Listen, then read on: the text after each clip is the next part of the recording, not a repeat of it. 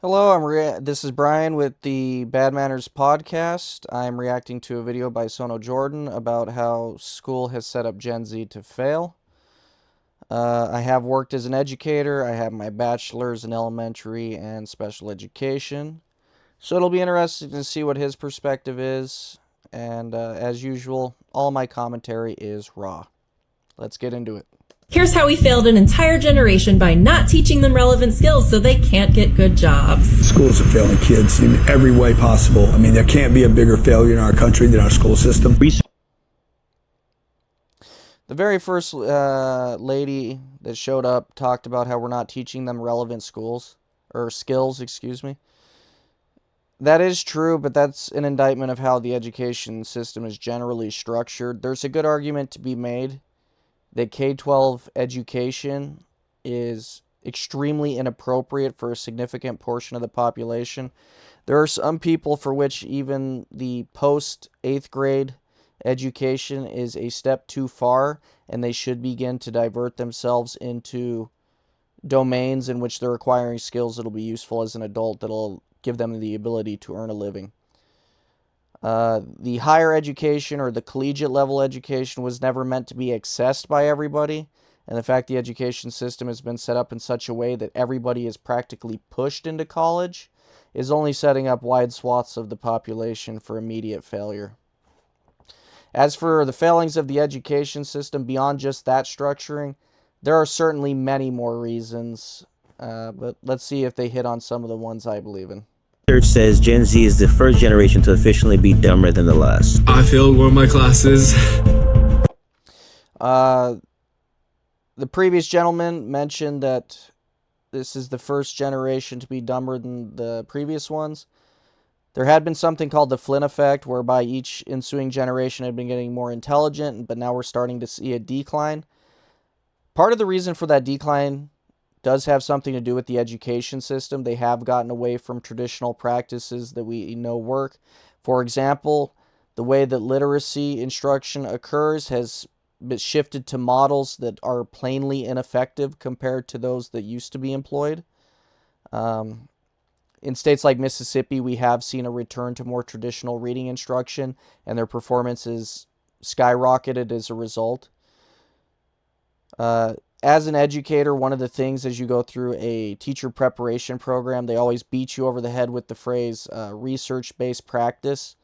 The truth is, a lot of these so-called research-based practices that are supposed to be representative of best practices as a teacher simply reflect whoever funded the studies that produce the outcomes that turn into a methodology or a product that can be sold benefit.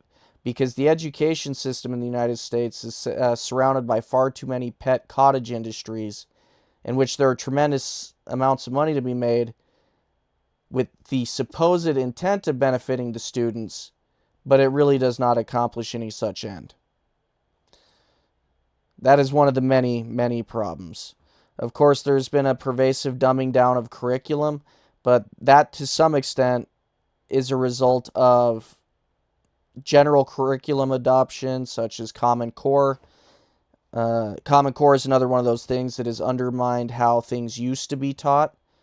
And there was this hope that these new approaches would reverse the decline, but realistically, they are only accelerating it further. On top of that, the education system via legislation also has serious issues with its entire philosophy of how to make sure that students receiving a general education are approached. As I mentioned previously, I am qualified to teach special education. It is actually my perspective, based on what I know of federal legislation surrounding special education, that it is tantamount to child abuse. And I can say that because there is one particular concept embedded in federal law that ensures a great many students with disability end up receiving educational time that is inappropriate to their needs. That concept is called least restrictive environment. By federal law, you have to make sure that you're including a student with disabilities in the general education classroom as much as possible. So there's this general erring on the side of caution and doing everything you can to maximize how much they're in a general education classroom, because failure to do so would be viewed as a sort of deprivation of their civil rights. And you've had teachers that have lost licenses and gotten sued for not erring on the side of caution hard enough. Well, when you do this, you frequently end up with students that, for example, might have English standards that are appropriate to them that are, let's say, third grade level, but you teach an eighth grade course. Well, that student is not really in an environment that is most conducive to their immediate needs. And since they're not getting the needs they need most at that time addressed, their time is effectively being wasted. And the only reason that this entire concept is enshrined in federal law is because of social engineering. They want to create this feeling of inclusion for all groups of people. Well, school is supposed to be dedicated to the cultivation of skills that will in turn allow that person to be able to succeed in society as an adult. The child abuse angle I mentioned stems from the fact that if you are wasting that student's educational time, then by the time they're an adult, they're going to be far less skilled than they could have been if they were addressing learning standards appropriate to them the entire time. You also see this phenomena reflected in how English language learners are handled. In the state I'm in, it used to be the case that they could spend practically all of their education time in a classroom dedicated to accelerating their English proficiency, which would in turn allow them to fully participate in a general education classroom. Well, now my state has a model where the amount of time they spend working on English skills development is reduced, and the general education teacher is supposed to engage in something called structured English immersion that is supposed to work at this kind of stopgap to help them acquire some English skills while being in the gen ed classroom. And if you actually look at the reasoning that went into the legislation for my state, you find that once again it was done for entirely socially engineered purposes. They didn't want these students that didn't speak English to feel like they were an other in the school system. But the end result ends up being the same as for special education students. And that is, they did not receive an education that was appropriate to their needs at all times, so the number of skills they have by the time they're an adult is automatically reduced. Because regardless of what teaching practices a teacher may implement in a classroom, it will never negate the reality that you have to operate within a student's zone of proximal development and administer teaching that is appropriate to their current skill set so that you can scaffold it so they can take that next step up. But in these attempts to include these various populations and to make them feel more socially included, they've directly harmed their academic growth.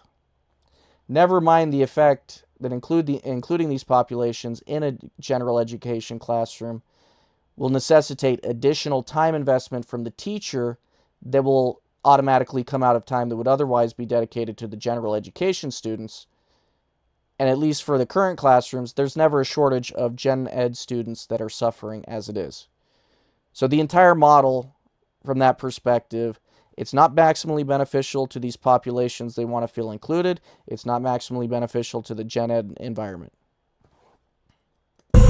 Probably not gonna graduate on time. The kids can't read. The kids can't read. Well, apparently, they can't do math either. What I've witnessed as an educator, reading is a serious problem. I'm a middle school teacher. Last year when I was teaching, we had an 8th grade class. Approximately half of them were 3 or more grades below where they should be in reading proficiency. And even among the ones that were closer to being on grade level, there was only a handful that were actually at 8th grade level as opposed to being lower by like a grade or so. So the literacy problems in this country are rather expansive. I do remember there was one moment I was trying to work with an 8th grade student on an English assignment, and they were struggling with a word, and when I was growing up, it was common practice to sound out words because that was how traditional literacy instruction was done. And I remember being quite confused when the student didn't understand that. But that's because they had been coming up in literacy instruction that was under these newer models that do not work effectively at all. So basically, these students weren't where they should be because they'd been learning from models that were supposed to represent best practices, but were realistically damaging the entire population that was expected to benefit from them. Okay, so I sent home a math practice. Out of 30 teammates, 2 people finished it. I do remember very clearly on the math front, there were students that were in middle school that did not know their times tables, which in my state is a skill you're expected to master by the end of 3rd grade.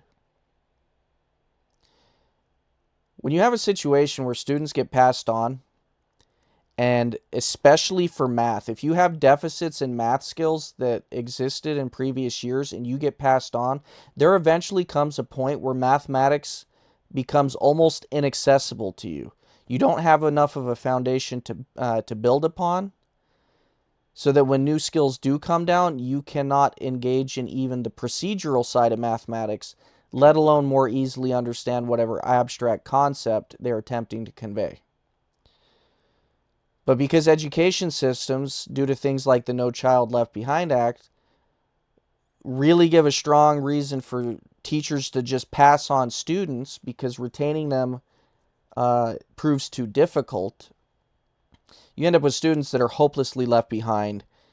And even if they collect a high school diploma, their skill set is not going to be remotely close to what it actually should be as a high school graduate. And it ensures that they won't be able to access any fields related to that area that they have extreme weaknesses. If there are any educators watching this, one of the things that many modern educators always rail against is retention. And there's quite a bit of research that tries to indicate that retention doesn't work. And the truth is, for retention to work, a student needs to be retained at that very first level that they failed to meet the learning standards for.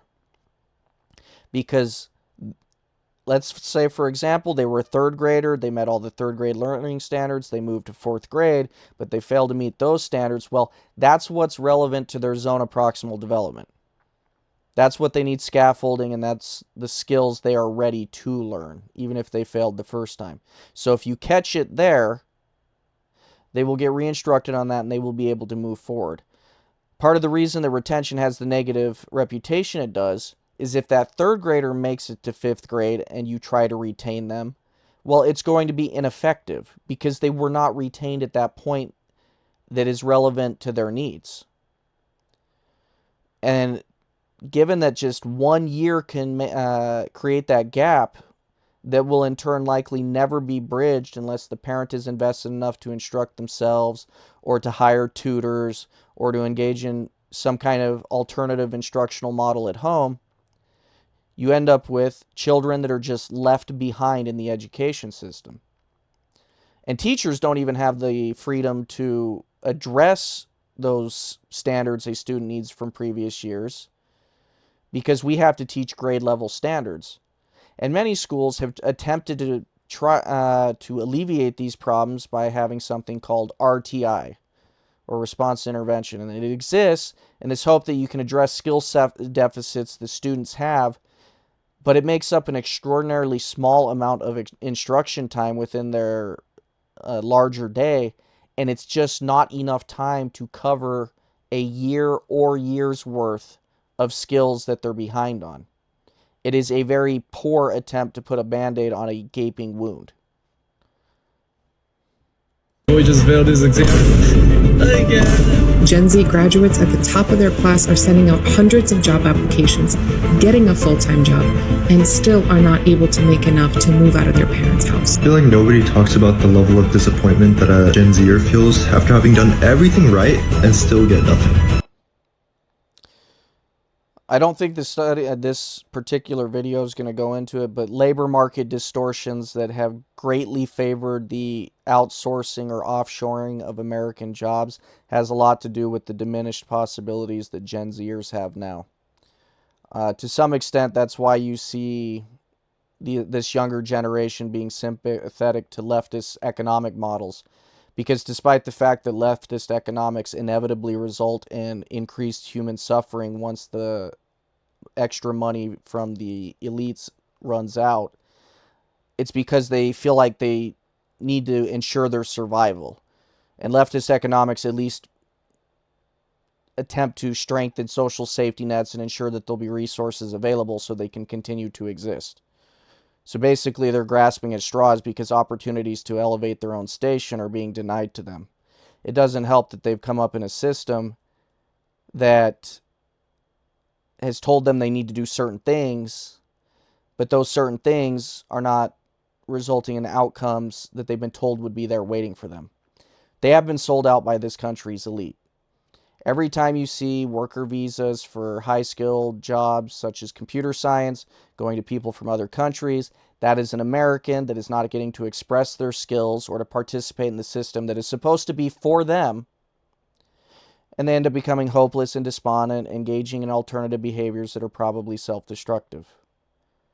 If you have a healthy country, then you have a system in which it's youngsters that once they are able to fully participate in the workforce, that even if their skills at the time aren't fully rounded out or what those businesses necessarily want, you must enable them to have those jobs so that in time they can gain the experience and benefit the communities in which they live. You have to look after your own people. Did our education system doom Gen Z from the start? Let me explain. Many people are super surprised when I say this, but I'm actually part of the generation that made Minions popular, Gen Z. Specifically, the genre of Gen Z that graduated in 2020, which, if you exclude things like COVID, political turmoil, and pretty much everything else that happened that year, it was a relatively normal year. But obviously, a few days have passed since 2020, and it's given me a lot of time to reflect on not only myself, but the state of my fellow Zoomers. Specifically, the current state of complete Armageddon that Zoomer Nation is facing right now. I feel like a solid 40% of Gen Z content I see is just us complaining about how expensive houses are, how we can't get jobs, and how the world is completely, utterly doomed. And all of These are real problems being faced by the younger generation. There were canaries in the coal mine. Obviously, I'm 40 and therefore significantly older than people that are freshly minted 18-year-olds or up to circa 24 years old or so. But even in my generation, we began to see those first signs that the posterity of this country was being sold out in the labor force. We saw the signs that entrepreneurship had become more difficult due to regulatory capture, monopolization of certain markets because corporations were more aggressively consuming each other and becoming involved in the executive agencies that were supposed to oversee them. So you ended up with this revolving door of people working at these corporations, lobbying in their favor, eventually working at these executive agencies, and ensuring that their market capture was sacrosanct. Well, fast forward to now, the monopolization at this point is complete. There are very few entities that control far more than anybody, perhaps at any point in human history. There's been no trust busting, and you need trust busting in order to reduce market control and therefore incentivize competition in those markets. Well, even if you have a good idea now, let's say you're a Gen Z person and you have a fantastic idea and you could break into a market, well, due to regulatory capture, there's all these regulations that you need enough capital to even begin to enter the market, and it creates such a level of risk that the potential reward begins to appear undesirable. So this handicaps the upward movement that Gen Z might be able to express from entrepreneurial behavior. So instead we have this system where pretty much the only avenue for good jobs is to get hired at these corporations. Well, the corporations have made it very clear that they have no interest in the well-being or posterity of the American people. All they care about is their next quarter's profits, And in pursuing in that constant pursuit of short-term profit, they want to reduce their labor costs as far as they can. So there is a sustained preference for things like H-1B visas. And the H-1B visas have resulted in this phenomena where thousands of Americans get laid off and they're replaced by thousands of Indians because those that do it have hiring practices that are openly preferential of Indians. So you have an entire population of young Americans that are the posterity that this country is supposed to be looking out for that have been entirely sold out by the system. And this isn't really the school system's fault. You cannot do anything about the fact that labor is being offshored or outsourced. And it's going to continue because corporations effectively function as stateless entities even if they're based in a country. Because they are not privately owned, and therefore they're not encapsulated by an individual that feels some attachment to the community that their business operates in. The truth is that public ownership of companies as it exists now, and their duty to the shareholders directly conflicts with any sense of social belonging those corporations would have and the sense of community they might have for the people. So there is going to be no solution to this particular problem because you'd have to entirely re-envision how corporations exist. And there is no political capital to do that. There is no meaningful movement on the right to change the understanding of how corporations exist or to break them up into smaller pieces in the form of using antitrust legislation. And given that the left is not particularly concerned with corporations so long as they give them money for their next campaigns, the elites are not going to meaningfully change anything. So Gen Z should be rightfully angry and feel like they've been misled and sold out because nobody has looked after them. And the country is going to directly suffer because if you are not giving your younger generations the opportunity to become the eventual experts in their field so that societal cycles can continue to the benefit of all, then you're guaranteeing that your civilization is going to wither and die. You're also going to guarantee that there's going to be a developing polarity in politics as people become more extreme. Because any country that does not serve the needs of its people is no longer fit to exist. Those things, plus probably a few other lovely things sprinkled on top of all of that, have created what I call the Gen Z apathy epidemic, or Gen Z's general feeling of not caring about anything anymore. And once I started to think about this, I became curious what other people were saying about this whole Gen Z apathy epidemic. Apathy stems from a lack of purpose. It is difficult to have a purpose when those things that you were traditionally led to believe would give you purpose or a sense of happiness from pursuing them are now denied to you. And then I came across this video called Why Gen Z Doesn't Care About Anything Anymore. When I first saw that, I thought it was dumb. I mean, I didn't care enough about it to click on it, but after wrestling with the irony of that for a moment, I decided to watch it. Then once I passed an unskippable ad about Belgian waffles, I heard what this guy Maxwell had to say, and I thought it was very interesting. I don't know if you've noticed, but Gen Z doesn't really care about anything anymore. I was talking with my friend a couple days ago. We were both talking about how our generation is feeling pretty apathetic about things. And he was saying, yeah, even these smart kids in class and stuff, it's like they're kind of going off the rails a little bit. But what he said is, I'm always, and have always has been, just looking for the next thing. And I think this is the mindset that so many people have, that life will just magically get better or you'll figure things out when you move on to the next stage. Oh, I'm gonna graduate from high school when I go to college. And then people in college are probably thinking, oh, when I graduate and when I get my job, and then I can start hanging out with my friends and we can go on trips and stuff. And if the previous generations, and this goes back even before my generation, but you have to, of course, argue my generation's been complicit in it.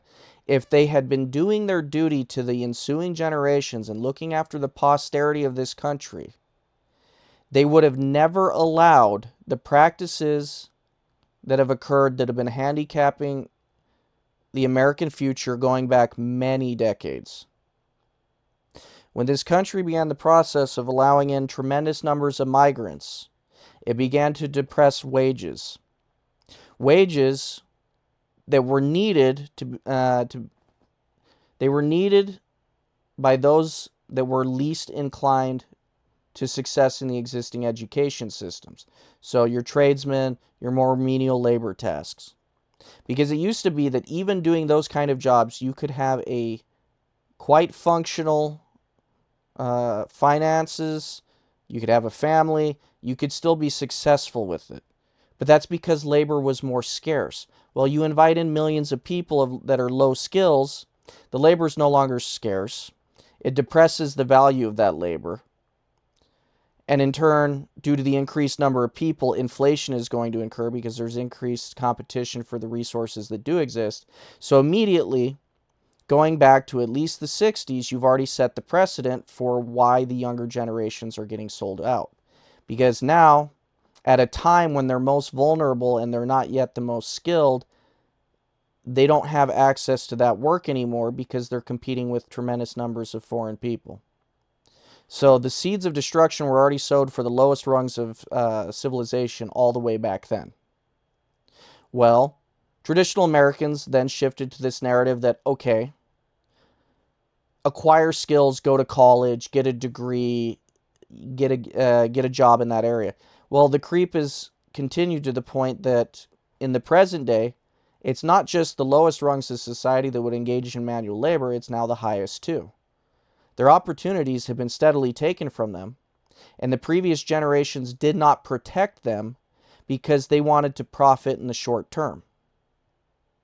You had previous generations that would rather pay that foreign labor because it was cheaper and they would have more money in their pocket at the end. There was no sense of community belonging or an understanding that your actions needed to benefit the generations that followed, even if that comes at some small cost to yourself. Because obviously Americans would be better off if all levels of society could have better lives with whatever their skill set is. This is why there is this kind of 1950s American nostalgia, because all levels of Americans were succeeding and thriving. But because of that shift in immigration policy, wages began to stagnate, inflation became more of a concern, your dollar could not purchase nearly as much as it used to, and it truly began to set in motion the events that have culminated in a generation that has an extreme degree of apathy. And they should. They should be absolutely angry at the previous generation Americans that did not look out for them. They looked out for foreigners and prioritized the needs of foreigners above their own. And it is an absolute travesty. I can start living, the real life that I was supposed to live. I think the reality of our situation tells us a much different story. You are told the story of go down the path, take the steps, and you'll get there. You'll be fine. The staircase is broken, bro. A lot of people. He calls it a staircase. The analogy I usually hear referenced is the preceding generations pulled the ladder up after them. You see this in the fact that they've voted themselves programs that ensure that they'll be taken care of in their old age, which is of no benefit to the ensuing generations. It's just a cost that builds debt that benefits them at the cost of others. They've been complicit in helping foreigners take American jobs. And even with pushing this idea that if they do certain things now, they would be rewarded at the end, well, they did not engage in any form of economic protection that would ensure that these young Americans could continue the cycle that they got to benefit from, because the much older generations did look after their own. They were not engaging in practices that were selling out the future generations. People aren't going to make it, and this is why I think our generation is just starting to not give a. A lot of what he said here really resonated with me because, like he said in the video, I feel like a lot of Gen Z have gone off the rails in a sense too. But at the same time, a lot of Gen Z students were just following the path that was laid out in front of them. You could call it the Gen Z version of the yellow brick road. except with a lot less of whatever this is. Take your army to the haunted forest and bring me that girl and her dog. I mean, think about it. All throughout Gen Z's school career, we kept hearing the same things over and over and over. You have to get good grades. You have to go to college. You have to quit vaping in the bathroom. It seems like our whole education system laid it all out for us. But did they doom us in the process?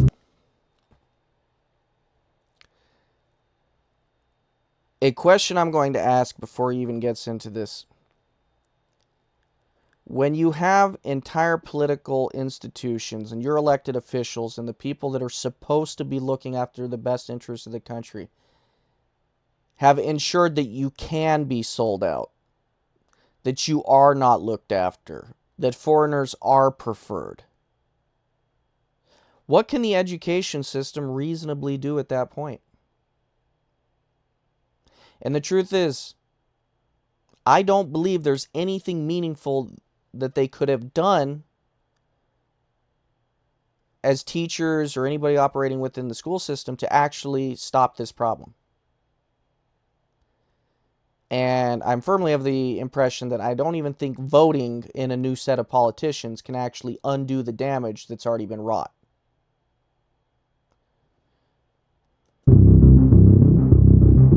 For all my fellow Zoomers out there, you probably have vivid memories of being told these things that upon hearing them evoke the same kind of nostalgic feeling that you get, the same kind of feeling that you get from seeing pictures of the back rooms.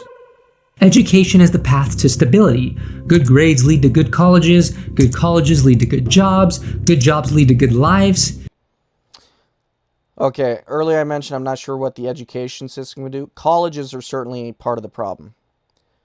We know that colleges have been engaging in practices that are not meritocratic. There was the entire DEI, which is diversity, equity, and inclusion, political agenda. There has been a persistent push to elevate women and give them more opportunities via access to scholarships that, frankly, men just aren't having access to. I think if you look at Gen Z in particular, I would not be surprised if this feeling of apathy is far more dominant in the men than in the women, because the women are receiving what few opportunities still do exist at a degree that men simply are not. Good lives lead to feeling good, I guess. I don't know where I was going with that. It feels like everywhere you went, this kind of life framework was shoved in your face. In the guidance counselor's office, in your parents' expectations, in every college brochure that showed the happiest student you've ever seen in your life. It's kind of funny too, because it made it seem like the only acceptable outcome was going to college regardless of what you majored in. It's almost... The fact that we had resulted in a system where everything funnels towards college when, as I previously said, college isn't really meant for everybody, nor should it be. It should exist for certain specialized fields that level of education may be required for. A healthy economy cannot require everybody to engage in the same behavior because it leaves entire sectors of civilization left out. You need tradesmen, you need laborers, but you need them to be able to feel like they're profiting off of those fields enough that they are worthwhile and building a purposeful life with it. That is not what we have going on at all. The movement towards college being necessary is because, as I already said, those various areas had already been devalued by taking in large numbers of unskilled migrants. It's like people didn't care what you did in college as long as you did go to college. You could go to some ratty university and get a degree in sidewalk chalk drawing, and people would act like that was infinitely better than not going to college. For example, I remember when I was going to go to film school for college, and I told everyone that, and they were all excited for me. They were all very happy, and they all approved of it.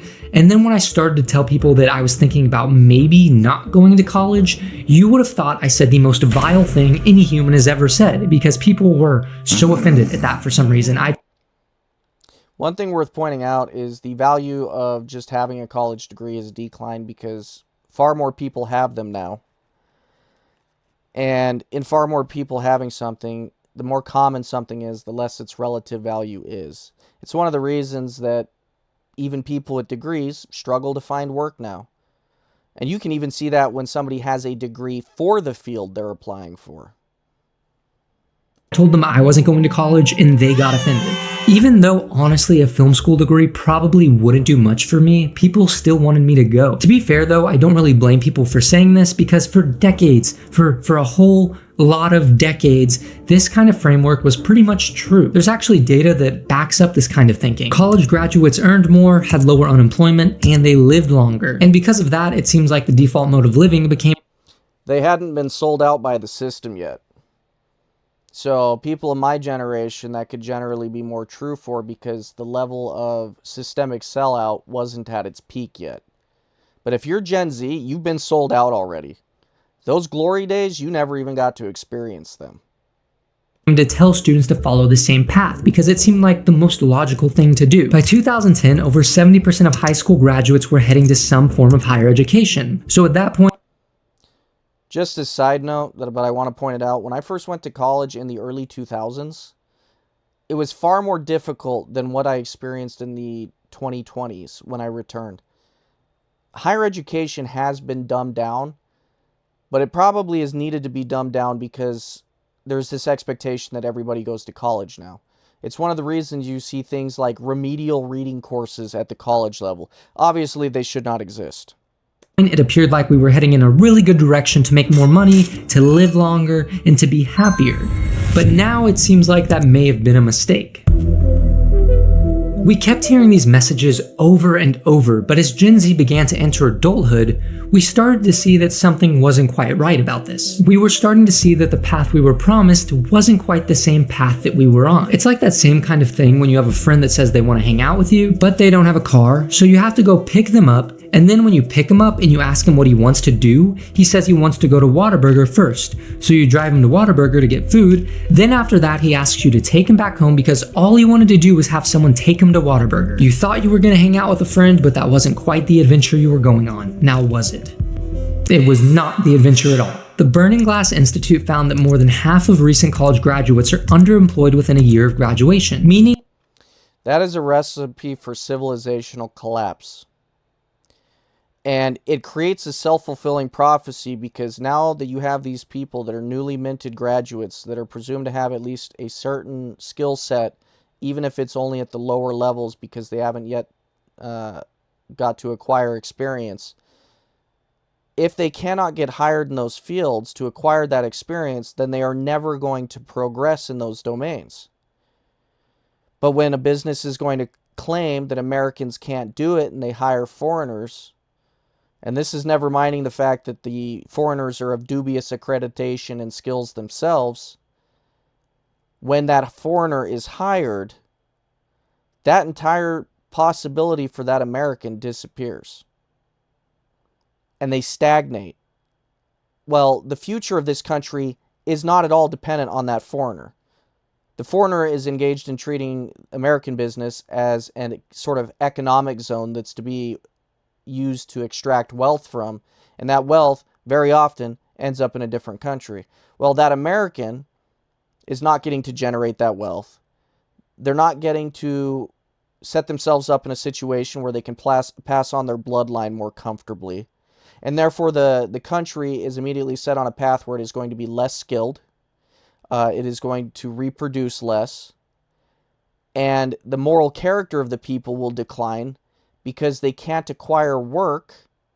And if they can't acquire work, they're going to be more sympathetic to leftist economic policies that will promise to take care of them, even though that too will eventually lead to civilizational collapse. This country must shift to an understanding that the American worker must be prioritized first at all times, and elite businesses that claim that they need this foreign labor must be told no. And if that business must suffer a little bit in the process because they have to hire that American, then so be it. And do note that I'm fully aware that somebody might watch this and just point out that, well, they just might move those businesses overseas or just move the labor overseas in general. Guess what? You would tariff that business into the ground because it'll be a long time before American markets are not the most desirable.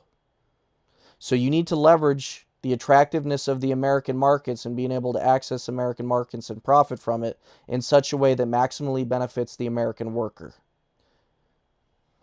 That they don't work jobs that fully use their skills or their degrees. On top of that, 45% are still underemployed a decade later. That means that almost half of these degrees that these students got from following the path that was... That is 10 whole years of a person not getting to pursue the further development of skills that they invested in time acquiring. The amount of human capital that is lost when you have 10 years of a person's life effectively wasted. Society as a whole will have far less innovation. Of course, any metric related to happiness will decline.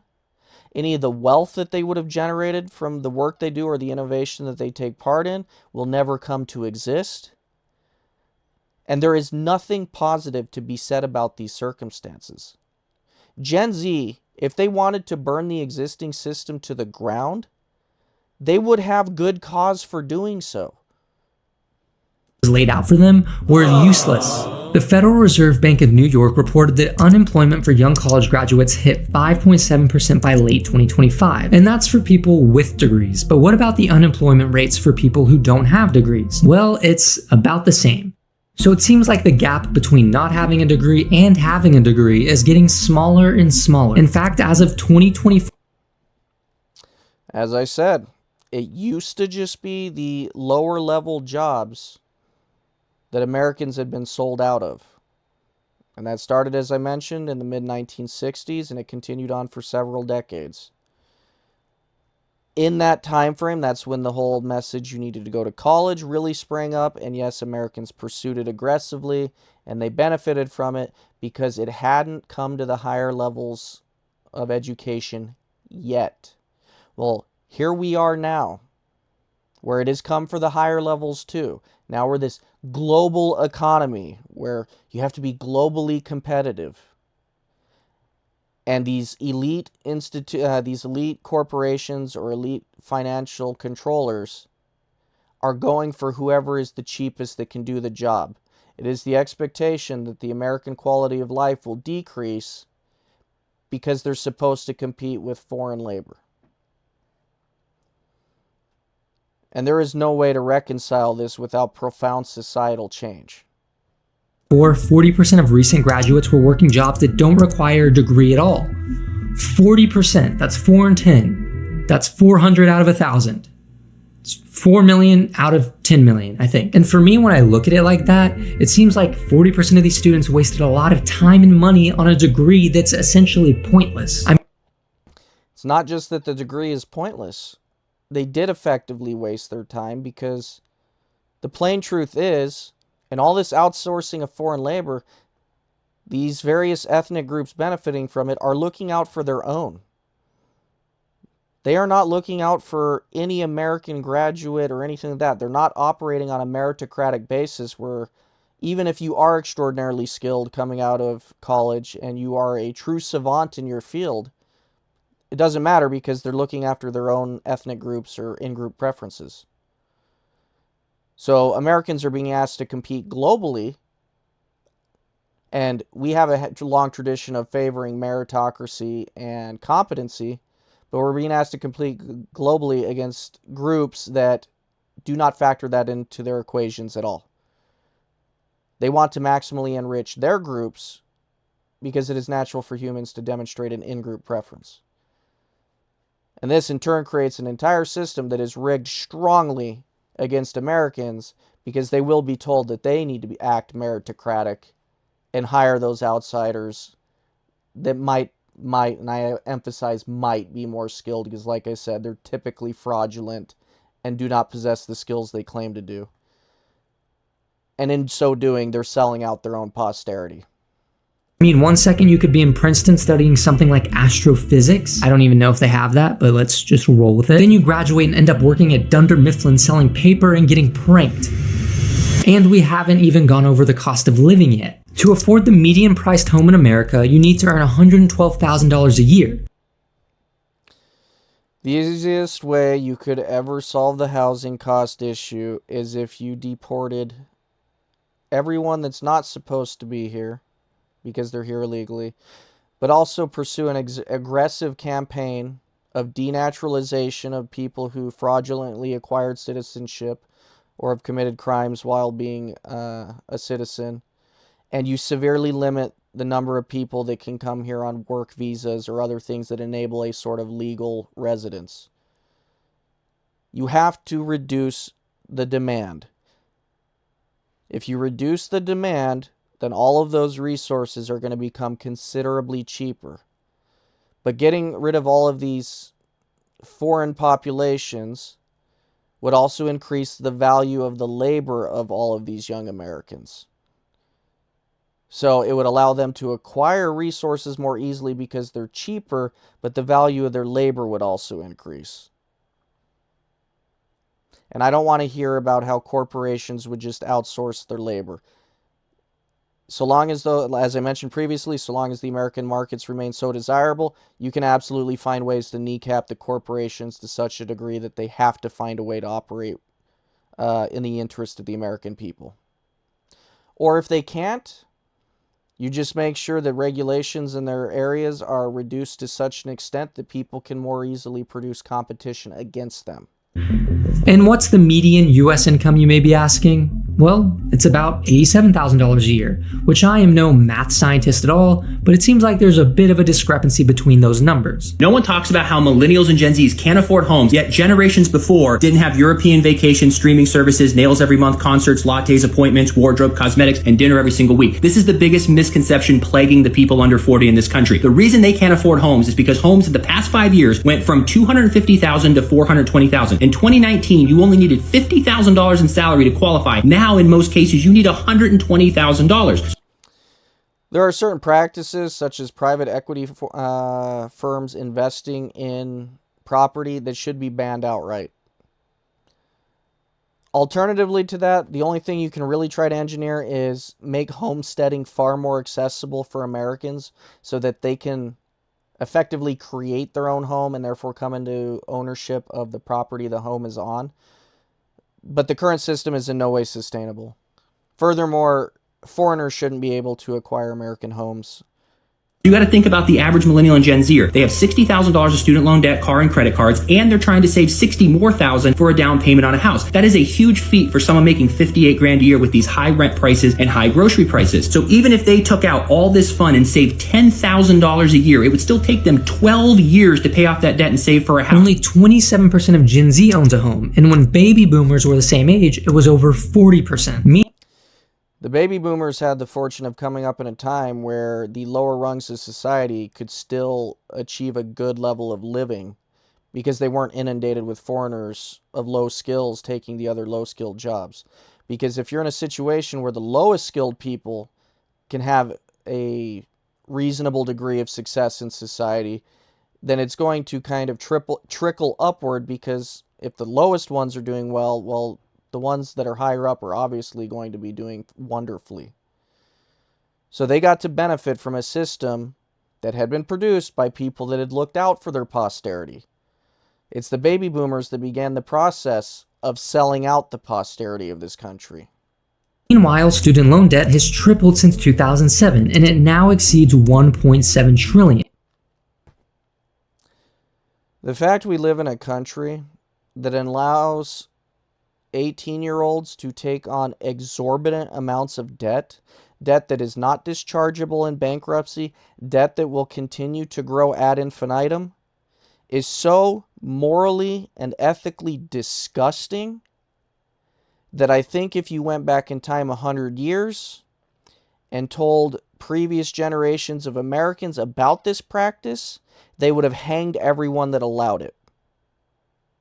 You do not allow a system that creates debt slaves of your younger generations, because it guarantees that the future of the country is handicapped. It serves no benefit other than those people that are going to have the loans paid back because they can never be escaped, no matter how irresponsible it was to give those loans in the first place. And Gen Z is on average paying $526 per month in loan payments, which is nearly double the overall average. One of the easiest changes you could make to student loans that would go a very long way in mitigating some of these issues. Student loans should not grow infinitely. There should be a point where there is a maximum on that loan that can be owed. Hypothetically speaking, you take out a loan of 10 grand. You might not be expected to begin paying off that 10 grand until after you've graduated college, assuming you graduate college. Over time, interest will accumulate, but it's capped at $15,000. If you have that as a system, the relative level of debt will be necessarily lower because they will not have to face interest that continues accumulating. Going back in history, there's a reason that usury was a generally banned practice throughout Christendom, and that's because turning people into debt slaves is a great evil. To have done that to our youngest is disgusting. And 84% of Gen Z with student debt have delayed major life decisions because of it. And think about it, you go through all of that silly, goofy economic nonsense, and then you have a 40% chance of it all being pointless. But then what I'm going to talk about next is where it starts to get a little bit confusing. If this system that schools pushed worked for so long, why did it not work for Gen Z? Let's see if he makes the connection, but if I had to bet money, I don't think he's going to make the connection that I've talked about at length to this point. Well, the answer is quite simple. Gen Z sucks, because it's a hashtag skill issue. I'm just...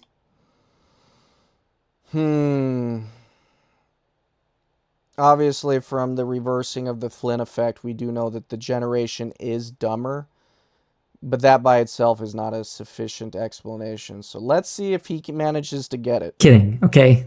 I kind of ruined the moment there, didn't I? Anyways, I think school didn't work for a lot of Gen Z because school didn't focus on the right things. I mean, we were in school for over a decade learning a whole bunch of things, a whole lot of...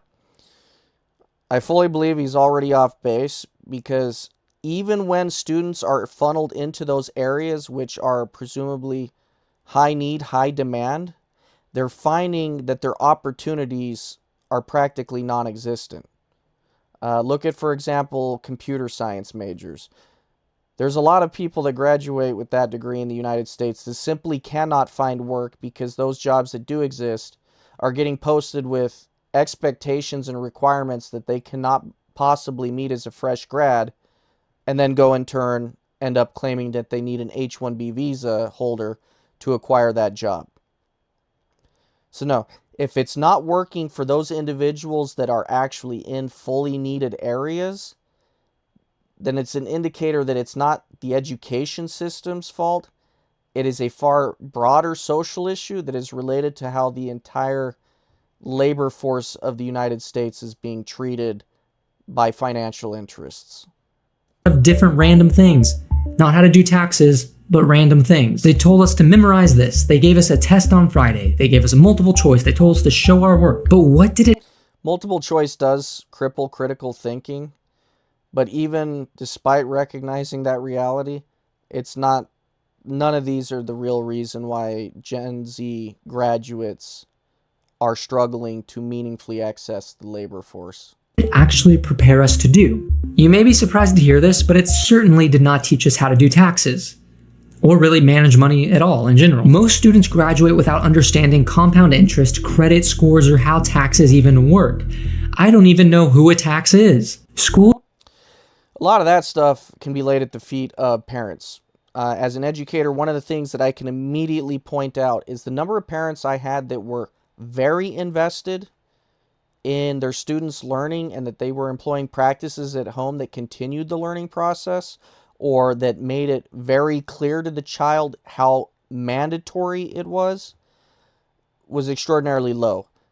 The overwhelming majority of parents I came into contact with had low to no expectations for their child's academic success. There was no emphasis on a need for their child to succeed, and the child's behavior reflected this. I remember very clearly, I had a parent They got into a very heated argument with me because I thought that her student getting a C was unacceptable because he can do better. She argued very strongly a C is good enough for her student. And this is the kind of mentality coming from parents. Their expectations for their children's education is extraordinarily low. But at the same time, they will often say things like, my child is very smart and very intelligent, and I know he's great. Well, if you know all these things, you should be maximizing their abilities instead of allowing them to perform at subpar levels. Because the truth is, very frequently, your kid is not as good as you thought they were, and the reason you know this is because they're not getting A's on no effort. They're getting C's on low effort. And the proof is in the pudding. School didn't teach us how to make decisions in the midst of uncertainty because school gives us problems with very clear, correct answers. And very rarely in life do you solve problems by there being a multiple choice question about how to solve something. Critical thinking has been severely handicapped, but one thing I've witnessed from working with this younger generation is that they're not interacting with their environment and engaging in activities at home that are allowing them to gain a kind of background knowledge. Because in order to be able to think critically, you need to be able to make connections between the information presented to you and past information you've gathered. And there's this odd absence of aggregated knowledge that they've accumulated up to that point in their life. So even beginning to ask questions that would have a critical thinking component, they can't even begin to access it. And again, a lot of this goes with back to how parents are electing to raise their children. If you aren't putting significant demands and expectations on a child's education and really reinforcing it at home, or making sure that they're doing things that are helping them to learn and grow as a person, then expecting the education system to cover those gaps is unreasonable. Usually you have to deal with trade-offs. It's like when you go to Cracker Barrel. There are so many different options, none of them are wrong, but it just depends on what your current situation is. Schools also didn't teach us how to think long-term. Schools are always preparing you for the next test, the next semester, the next GPA calculation. The World Economic Forum regularly publishes reports on the skills employers actually need. Things like critical thinking or complex problem solving, creativity, or emotional intelligence. All of those skills require a person to come up in a culture where the parents are instilling in the child an awareness that education is important and it is mandatory. Meaning the child is not going to have the opportunity to escape it. It is a reality that they must come to accept. If they come up in this environment in which they must pursue education, then they are going to begin to develop the initial skills that enable them to eventually be critical thinkers or able to solve these complex problems. Creativity naturally is an extension of critical thinking. So all of these things require a culture to produce them. They do not just exist because an education system fosters them. The education system, in my opinion, is actually very reactionary in that it has been dumbed down because the generations are steadily getting worse. Take, for example, the so-called iPad kids that exist now. These are kids that do not interact with their environment much. Their skill set is practically non-existent. They can't pay attention to anything. Well, they don't even lay the foundation to ever be able to acquire critical thinking. Essentially, these parents, by having allowed these things to occur, have permanently crippled what this child could have been at certain ages. So when they hit 18, they will be far less skilled than they should have been if the parent had been adamant about that child's education and accumulation of experiences. And did you notice something that's not on that list? Knowing that the mitochondria is the powerhouse of the cell. I literally have never had any use for that since high school. Well, actually, I guess now I kind of had a use for it because I used it in a video. So I guess that makes it worth it. This goes back to what I mentioned, where there's probably a certain level of education to just have a baseline function in society that might be needed through a formal education system. but at the latest, it would end in like 8th grade. A great deal of what occurs in the American high school system, it can be regarded as superfluous. A lot of the information is not integral to their life. It's not advancing them in any particular domain. It is the antiquated model of the liberal arts education. You want these generally well-rounded people that possess some degree of knowledge across various domains. And that in and of itself is desirable for cultivating a certain kind of citizen that possesses a sort of minimal omnicompetence, but it's not for everyone. Nor should you compel everyone to operate in that vein. That whole path should be reserved for people that are eventually going to parlay it into some particularly specialized domain.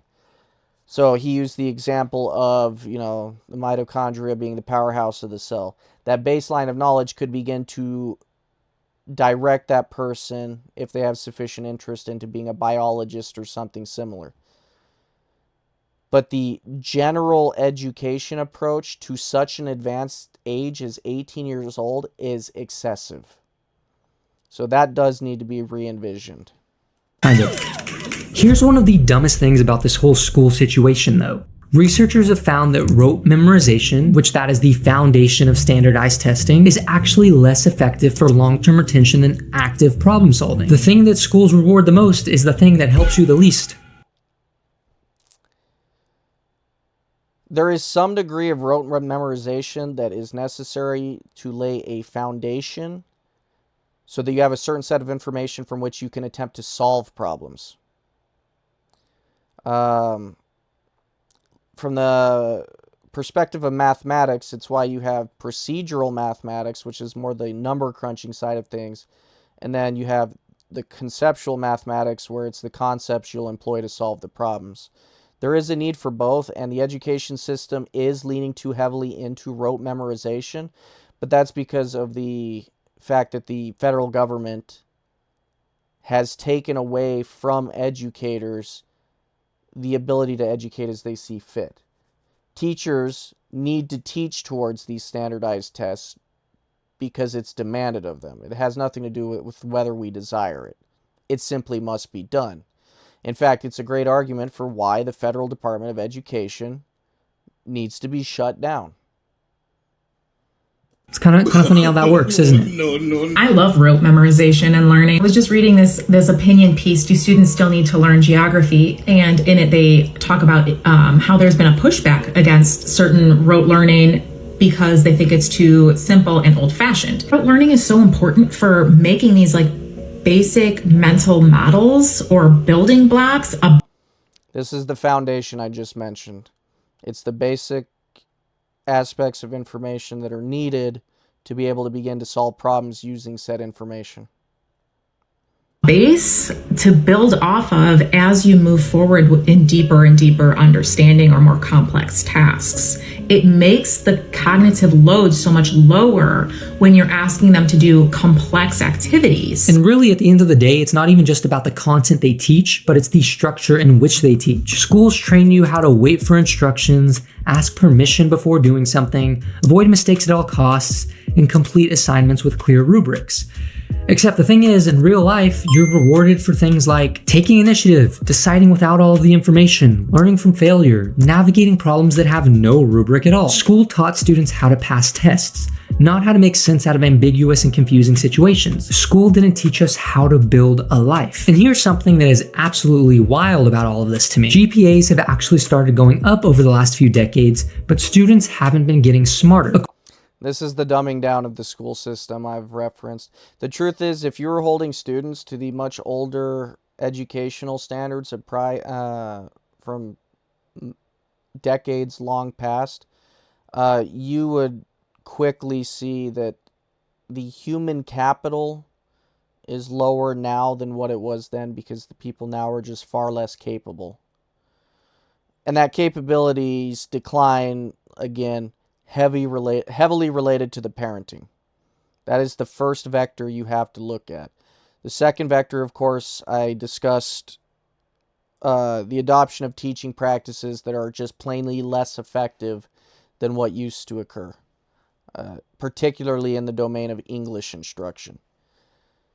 So between those two things, it's a perfect recipe for why the students are less capable. According to the National Assessment of Educational Progress, high school graduates earned an average GPA of 3.11 in 2019, which was up from 3.0 in 2009, which was up from 2.68 in 1990. Speaking as an educator, one of the harshest shocks I got when I actually got to get involved in the process of how grading is done, giving students pure zeros is heavily discouraged. If they give you anything, even if it is outright trash where half of it is not correct, you're heavily incentivized to still give them a 50% on the assignment.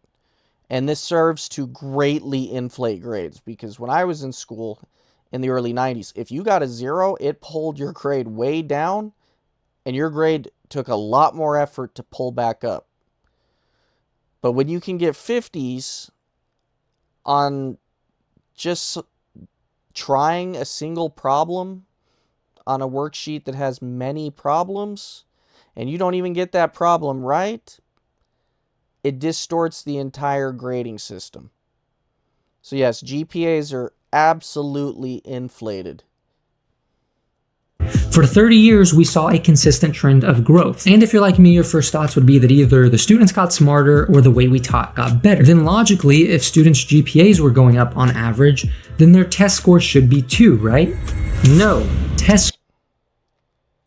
This is part of the reason the push for standardized testing really kicked off, because there was a divorce between what the students were expressing in ability versus the grades they were getting. And this is actually something school administrators are very conscientious of. If they see a bunch of students making honor roll, but then when the standardized tests come and the students bomb them, they have to question the teacher's practices. Unfortunately, administrators are the same ones guilty of encouraging the practice of giving 50s for terrible work. Scores actually went down. The ACT found that while GPAs climbed, actual ACT scores dropped. A students from 2021 posted lower scores than A students from a decade earlier. This trend then started to rapidly increase after 2016 and absolutely exploded during the pandemic. Today, A students are the majority of ACT test takers. A's are no longer the coolest thing on the block. They're average. They're what everybody's getting now. And you know what that means? That means that C's are technically harder to get than A's. So that means that my 71 in my math class was actually more impressive than if I got an A. If you think about it, it's kind of how that works. A University of Maryland study actually found that mean grade inflation, or the act of giving students higher grades than their performance calls for, is associated with lower future test scores, reduced high school graduation rates, and worse long-term outcomes. You're cultivating in the student a belief that they're more competent than they actually are, and they're going to be less prepared for facing adversity once they're judged based on their actual skills. So grades are not telling parents the truth about how much their students are learning. You may have seen this week that the University of California at San Diego is having to offer remedial math classes, not one level, but 2 levels of remedial math classes. You know that education systems are failing when your colleges are offering remedial courses. I was already aware when I first went to college in the early 2000s that there was remedial English courses. Nobody taking anything remedial should be at college. College is supposed to be an institution of higher learning. To teach not just the high school math that students may have gaps in, but the elementary and middle school math that kids may have gaps in. So why are kids getting in if they don't have the math skills? I think what it comes down to is if a kid has A's and B's in math and needs elementary remedial in college, we're not being honest with families. We're not giving them the information they need. So kids are getting higher grades and you think that would help them, but it's actually doing the opposite. It's making things worse for them. I mean, think about it. You get A's, you start to feel like you're succeeding, you then graduate, and then you enter the workforce. And you quickly discover that being a chemical engineer isn't something that's graded on a curve. I mean, either you don't do your job and you poison everybody, and then you cause a possible nuclear explosion, or you do your job and none of that happens. And on top of that, something I learned pretty quickly is that nobody in the real world cares about your GPA or what your GPA was. There's a reason there's the whole joke, C's get degrees. They care about what you actually can do. Nobody cares if you got a 99 in your class on the history of boats. That just doesn't float with people. If you think about it, it's actually kind of like the craziest prank ever, the craziest prank that's ever been done, because schools make you feel like you're prepared, but then you aren't at all. It's pretty funny. It's a really good prank. But schools didn't just fail to prepare you for the world. They trained you to feel inferior. GPA rankings, class ranks, standardized test percentiles, college acceptance rates. From the moment you entered the school system, you were compared to someone or something else. And then social media arrived and made this already weird comparison culture even worse. Originally, you just had to worry about little Johnny having a better GPA than you. Before he gets further into it, I can't help but point out that a feeling of inferiority or being confronted with the reality that humanity is very diverse in their ability to perform certain tasks. If you're feeling inferior about that, that indicates to me that parents did not do their job in helping to shape the child's understanding of the world around them. Feeling inferior is a choice, and if you had cultivated the proper set of moral, or if you'd given them the proper moral and ethical guidance and understanding of the world, it's not something that should meaningfully factor into their cognitive processes. But now, in today's world, you have to worry about not only little Johnny having a better GPA than you, but being better at TikTok dances. It's a cruel world we live in. Leon Festinger's social comparison theory from 1954 identified a core human behavior. We judge ourselves by comparing to others. Then modern studies have taken this a step further by showing that when you compare yourself to people who seem more successful consistently, that increases anxiety and decreases self-esteem. And then there's a reason that you often see the quote, "Comparison is the thief of joy." It is natural for humans to do this because we're a social animal, and those comparisons allow us to understand where we are within the extant social hierarchies. But again, these can be mitigated by parenting and what kind of social education you're giving your child from a young age. And what is school? School is just pretty much constantly comparing yourself to other people. No matter how well you do, someone is ahead of you. The valedictorian worries about the kid who got into Harvard. The kid at Harvard worries about the one who got the internship. The kid who got the internship worries about the person who got the job. Then the person who got the job realizes that their degree has nothing to do with their job, and now they have $200,000 in student debt. And if you're constantly comparing yourself to that guy, you're gonna feel pretty bad about yourself. All right, do we have any questions? No? My last class, everybody had questions. Everybody had their hand raised. Okay, I guess you guys know everything, right? Okay. All right, so we're gonna get started a little earlier today, guys, because you guys are actually behind my other classes, right? They're ahead of you. You guys are behind my other class, so we need to hit the ground running because you guys, you're behind. You're really behind. They're ahead. You're behind. They're further than you. You're behind. Sometimes I wish you guys were like my other classes. I mean, really, it seems like schools make you feel like you're never enough. You're stuck in this constant state of feeling like the next achievement is the one that matters. And then you graduate into a world where nobody cares about any of that. Not a single achievement you got in high school matters. And to a Zoomer who's taking their first steps... That's an interesting point he raised. It is true that the kind of emotional coddling that occurs within the school system does not adequately prepare students for how the real world functions in terms of the fact that broader society is not all that invested in you. Whether you sink or swim is going to be up to your merits and, of course, whoever is supporting you in your endeavors. But there is a lot of effort poured into, doing everything you can to uplift the lowest performing or to make everybody feel as good as they reasonably can. And they're not going to have that kind of support from a teacher equivalent once they're adults. Into adulthood, this can feel pretty confusing. But there's actually a psychological concept that explains this crisis. It's called learned helplessness. Oh, this is a big one. Learned helplessness is rampant in many of the students that I have had. When effort consistently fails to produce results, people stop trying. Not because they're lazy, but because their brain learns that trying really doesn't matter. And on the surface, it seems like school would be the opposite of this. I mean, it seems like you would work hard and get rewarded for it. But what happens when you do work hard, but the reward never comes? What happens when you follow all the instructions, get the degree, pay the fees, and you still can't afford? So it'll be interesting to see where he takes us, but one thing I want to point out, it's one of the reasons that parents need to make sure they develop in their children a sense of self-efficacy. And self-efficacy is best developed from them working at developing a skill and getting progressively better at that skill. If they're able to do that, then they cultivate in themselves an understanding that they can improve at those things they try, and that belief will carry over into other areas. And this isn't even paying attention to the fact that getting good at one thing increases neuroplasticity that will in turn enable them to get good at other things more easily. Rent. What happens then? The system trained Gen Z to follow instructions and to follow this path. We're supposed to wait for permission. We're supposed to avoid risk. We're supposed to trust that following this path will work out for us eventually. But the real world rewards initiative, ownership, the willingness to try things without knowing if they'll work. And I believe the real world frequently rewards those behaviors. Those behaviors are strongly associated with entrepreneurialism.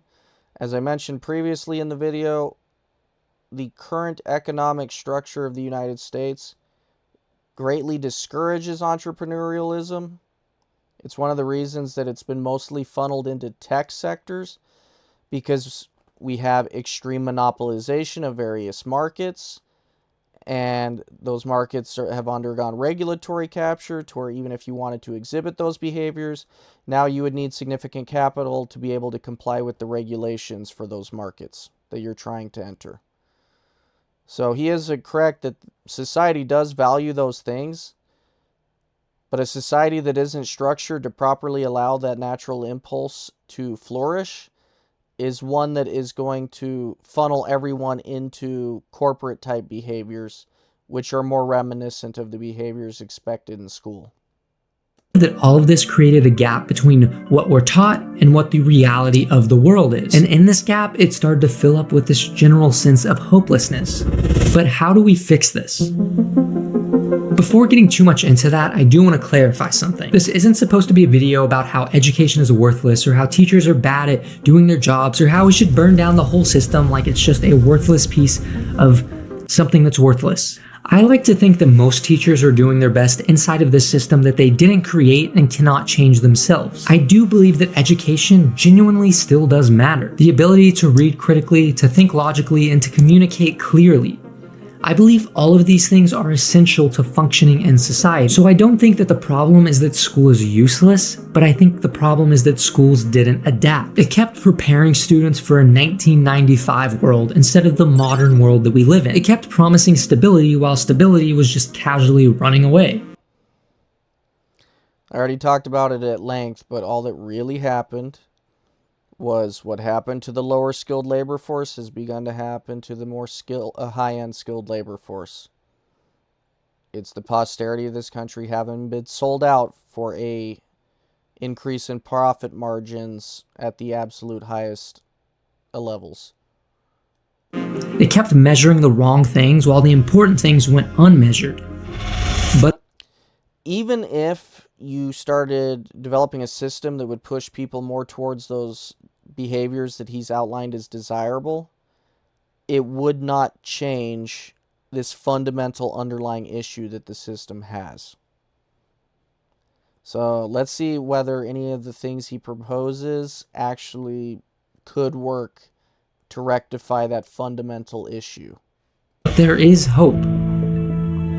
This is not a video about Gen Z being weak or dumb or unable to do anything, even though many Zoomers are probably like that. This video is not about that. This video is about an outdated system.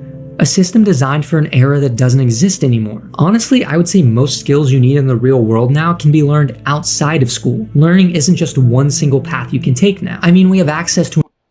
It is true that you can engage in learning outside of school, and of course, if a child has good parents, they would already be doing that, and it would set them on a path that gives them considerably better prospects moving forward.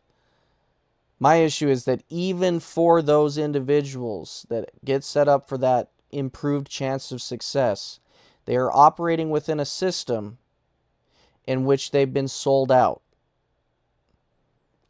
And he is yet to hit on anything that addresses that reality. With an infinite amount of information at our fingertips, we can learn anything at any time, at any moment we want to. You can watch videos on financial literacy. You can read books on different types of philosophy. You can watch TikToks on how to build things. You can learn how to create value in ways that didn't exist when your counselor gave you that little college pamphlet thing that they give kids. And you know what all of that means? It means that you're not stuck. You're not frozen where you are. You're not forced into the results of this system. At the end of the day, it means that maybe we just need to update the playbooks that we use. This was a good video.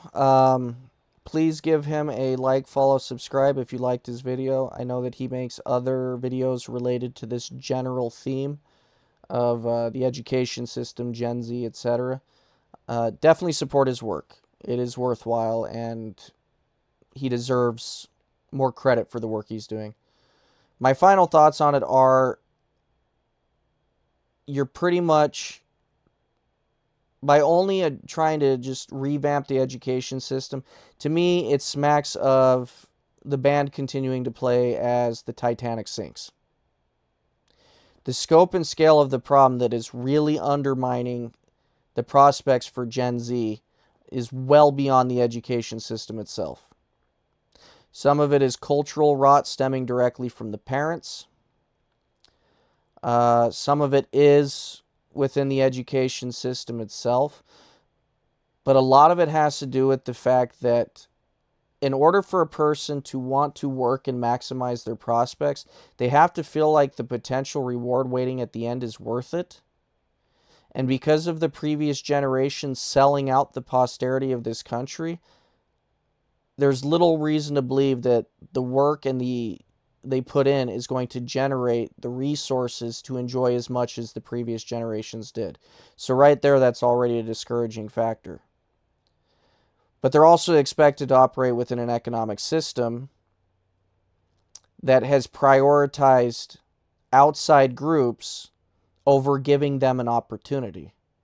There is just nothing in good conscience. There's no reasonable way that you can defend the practice of outsourcing labor to foreigners that should go to Americans, because if it went to those Americans, they would develop their human capital further, which is a benefit to other Americans. The wealth they generate would probably stay domestic, which again would benefit the American economy more expressly. And their entire moral character would be improved because they would see the value of what work can generate and the type of human being somebody working for their self-advancement becomes. But instead, they're in a system in which apathy is encouraged because they're being denied opportunities in preference of outside groups. That needs to be addressed first, because so long as businesses are allowed to claim that they need this foreign labor because Americans can't do it, it becomes the self-fulfilling prophecy of, yeah, the Americans can't do it because they're never given the opportunity to even begin trying. So they'll continue to hire the foreigners, which is cheap labor costs for them and very expendable because they just become viewed as an economic cog in the machine.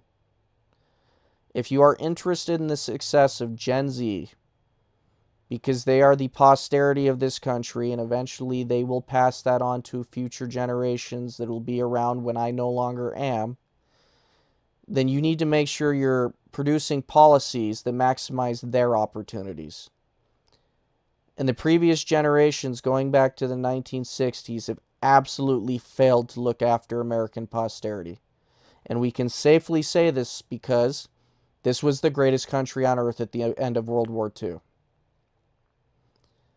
But since that period, across almost all metrics, the prospects of all levels of society, except the absolute most elite, have steadily declined.